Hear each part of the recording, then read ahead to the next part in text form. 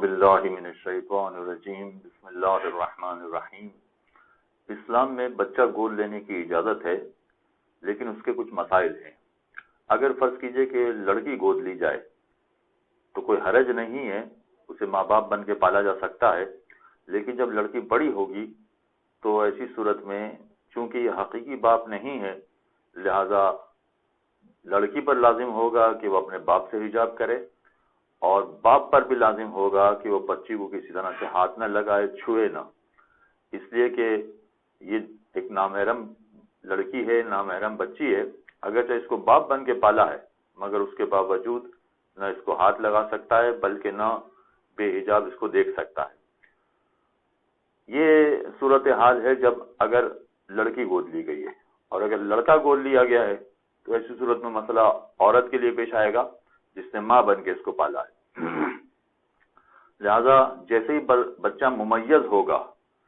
اچھے برے کی تمیز اور شعور اس میں پیدا ہو جائے گا، تو ایسی صورت میں عورت پر لازم ہوگا کہ وہ اپنے اس بچے سے پرہیز کرے، نہ اس کو ہاتھ لگا سکتی ہے، نہ اس کے سامنے بغیر حجاب کے آ سکتی ہے۔ چنانچہ گود لینے میں کوئی مضائقہ نہیں ہے، مگر اس کے کچھ مسائل ہوتے ہیں، ان مسائل پر توجہ دینا بڑا ضروری ہے۔ اور اگر فرض کیجئے کہ یہ بچے بڑے ہو جاتے ہیں تو ایسی صورت میں ان بچوں کے اگر شادیاں ہو جاتی ہیں تو عام طور پر جو رشتہ قائم ہوتا ہے، یا تو یہ ماں ساس بن جاتی ہے، یعنی اپنے بیٹے کی آنے والی بیوی کی ساس کہلاتی ہے، اور اگر فرض کیجئے کہ لڑکا ہے تو ایسی صورت میں آنے والی لڑکی بہو کہلائے گی اس ساتھ کی۔ لیکن یہ جو ساس اور بہو کا رشتہ یا بہو اور سسر کا رشتہ جو بنے گا وہ شرعی اعتبار سے نہیں کہلائے گا، اس لیے کہ اگر حقیقی ساس ہوتی تو اپنے داماد کے لیے محرم بن جاتی، داماد کے سامنے بے حجاب آ سکتی تھی، لیکن چونکہ یہ حقیقی ماں نہیں ہے، لہذا اب اگر داماد آتے ہیں تو یہ اپنے آپ کو حقیقی ماں کی طرح بے حجاب ان کے سامنے نہیں جا سکتی، پورا حجاب کرنا پڑے گا، اور داماد بھی ان کا ہاتھ نہیں چوم سکتا، جو عام طور پر رواج ہوتا ہے کہ بزرگوں کا ہاتھ چوما جاتا ہے، اور اس طرح سے بزرگ بچوں کے سر پر ہاتھ پھیرتے ہیں، تو نہ یہ اپنے داماد کے سر پہ ہاتھ پھیر سکتی ہیں اور نہ ہی داماد ان کا ہاتھ چوم سکتا ہے۔ یہی مسئلہ اگر فرض کیجئے کہ بہو آئی ہے تو بہو اگر آئی ہے تو یہ حقیقی معنوں میں سسر نہیں ہوں گے کہ ہم کہیں کہ یہ سسر ہے لہذا سسر کی دست بوسی ہونا چاہیے اور پھر سسر اپنی بہو کے سر پہ ہاتھ رکھیں، یہ نہیں کیا جا سکتا، اس لیے کہ شرعی اعتبار سے یہ ان کے حقیقی ماں باپ نہیں ہیں، لہذا حقیقی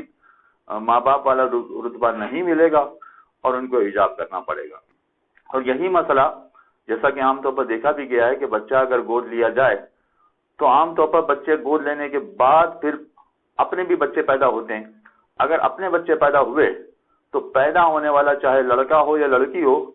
پھر اس آنے والے گود لیے ہوئے بچے سے ان کا کوئی تعلق نہیں ہوگا۔ کوئی تعلق نہیں ہوگا کا مطلب ہے کہ اگر آنے والی لڑکی تھی اور پیدا ہونے والا لڑکا ہے تو یہ بھی حقیقت میں بہن بھائی نہیں بنیں گے، اور بہن بھائی نہیں بنیں گے تو اس کا مطلب ہے کہ ان کو بھی حجاب کرنا پڑے گا، ان کو بھی حجاب کی پابندیوں کا خیال رکھنا پڑے گا۔ اور اگر معاملہ الٹا ہو گیا تب بھی یہی ہے کہ گود لیا تھا لڑکا اور پیدا ہوئی ہے لڑکی، تب بھی یہ بہن بھائی نہیں بنیں گے اور آپس میں حجاب کا پورا خیال رکھنا پڑے گا۔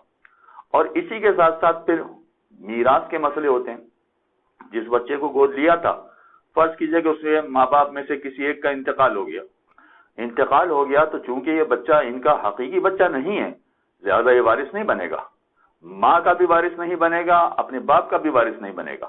اور اس طرح سے اگر بچہ بڑا ہو جاتا ہے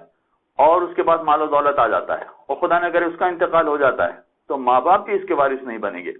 اس لیے کہ یہ ان کے حقیقی وارث نہیں ہے۔ لہذا وارث بننے میں بھی ان باتوں کا خیال رکھنا پڑے گا کہ چونکہ یہ حقیقی بیٹا نہیں ہے، لہذا حقیقی بیٹا نہ ہونے کے ناطے سے پھر ان میں آپس میں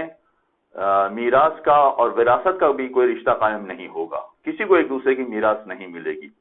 اور اگر فرض کیجیے کہ بعد میں اولاد پیدا ہو گئی تو باقی ساری اولاد کو میراث دی جائے گی، ان کو میراث سے محروم نہیں کیا جا سکتا۔ ہاں، جو سب سے پہلا لڑکا گود لیا تھا اسی کو میراث سے محروم کرنا پڑے گا۔ یہ میں نے کچھ مثالیں پیش کی ہیں لیکن اس کے علاوہ بھی کچھ اور مسائل ہیں، لہذا جو افراد بھی گود لے چکے ہیں یا لینا چاہتے ہیں بہتر ہے کہ وہ علماء سے رابطہ کریں تاکہ اس سلسلے کے سارے مسائل وہ اچھی طرح سمجھ لیں۔ صلی اللہ علیہ محمد